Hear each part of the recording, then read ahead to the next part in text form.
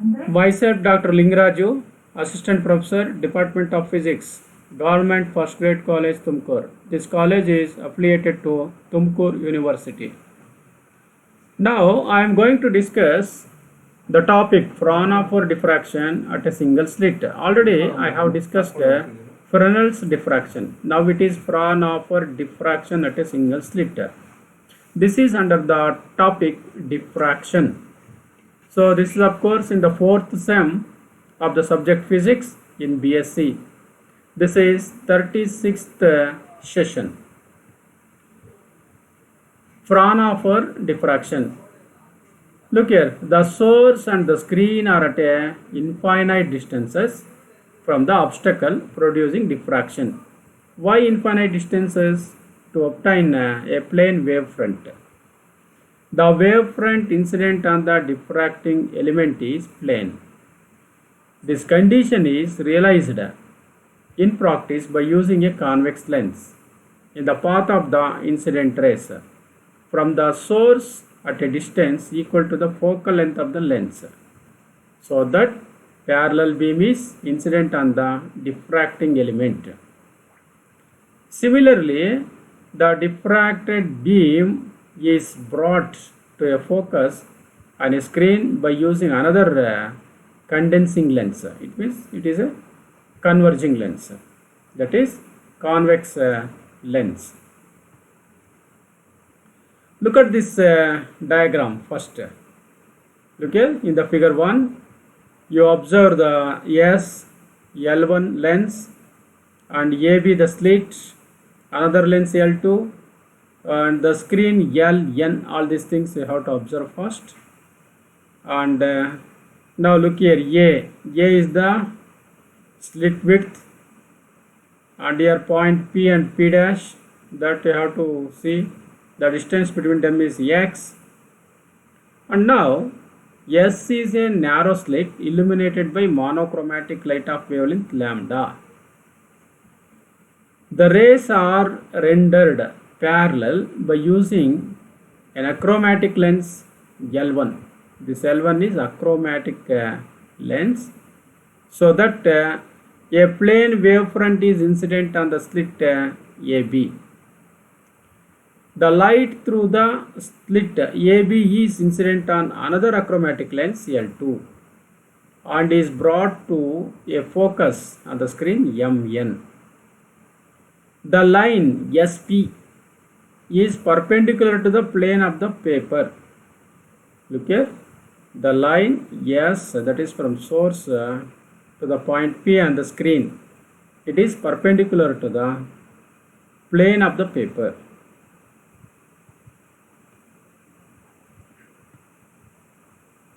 Each and every point on the incident plane wavefront acts as a source of secondary disturbance, generating secondary waves. The secondary waves traveling parallel to A of L1 and L2 are brought to focus at P. A bright central image is observed at P. The secondary waves from the corresponding points in the portion OA, that is upper part, and the portion OB, that is lower part, travel equal optical path in reaching P, and hence the path difference is 0, and maximum intensity, that is observed at P. To find the intensity at any other point P at a distance x from P, we should calculate the path difference between the secondary waves originating from the corresponding points of the wavefront.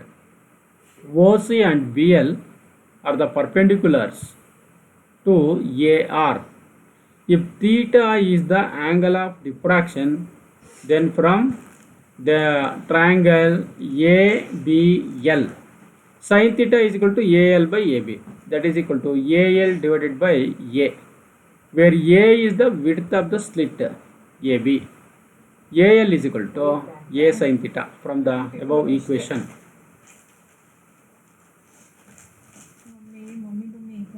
but AL is path difference between the waves starting from A and B and reaching P.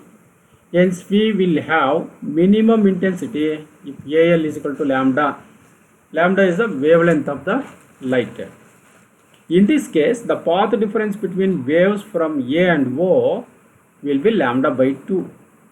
Similarly, for every point in the upper of OA, there is a corresponding point in the lower of OB, and the path difference between the secondary waves from these is lambda by 2. Hence, destructive interference takes place and the intensity at P will be minimum. If the path difference AL is 3 lambda by 2, then the slit AB can be imagined to be divided into 3 equal portions. The secondary waves from corresponding points in 2 portions of the slit reach P dash with a path difference lambda by 2 and hence produces minimum intensity.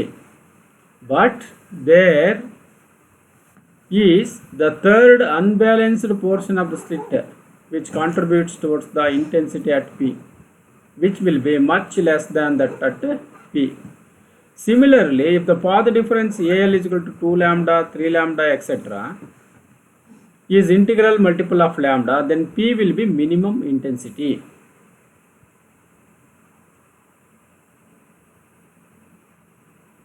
If AL is equal to 3 lambda by 2, 5 lambda by 2, 7 lambda by 2, etc., that is the path difference is odd multiple of lambda by 2, that is of wavelengths, then the directions of secondary maxima can be obtained. In general, if A sin theta n is equal to n lambda or sin theta is equal to n lambda by A, theta n gives the direction of the nth minimum, n being an integer. Similarly, if A sin theta n is equal to 2n plus 1 lambda by A or sin theta n is equal to 2n plus 1 lambda by A, where n is an integer, theta n gives the direction of the nth maximum. Thus, the diffraction pattern due to single slit consists of a central bright maximum at P, secondary maximum and minima can be seen on either side of P.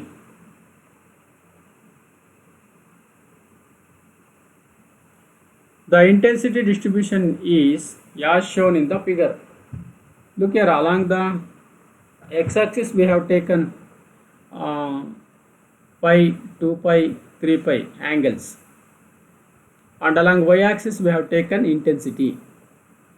So of course, like this, it is the distance, of course, along x-axis it is distance, along y-axis intensity. Look at this diagram. The central one is maximum, it means it is very bright, and also it is wide, and next it is minimum, then it is maximum, minimum, maximum. By observing this graph, we can infer that as the order of the maxima increases, their intensity decreases, and also the width of the bright bands decreases as we move away from the center of the screen. References. So I have referred these 2 books and also other books written by our colleagues. Thank you, students. So thank you very much.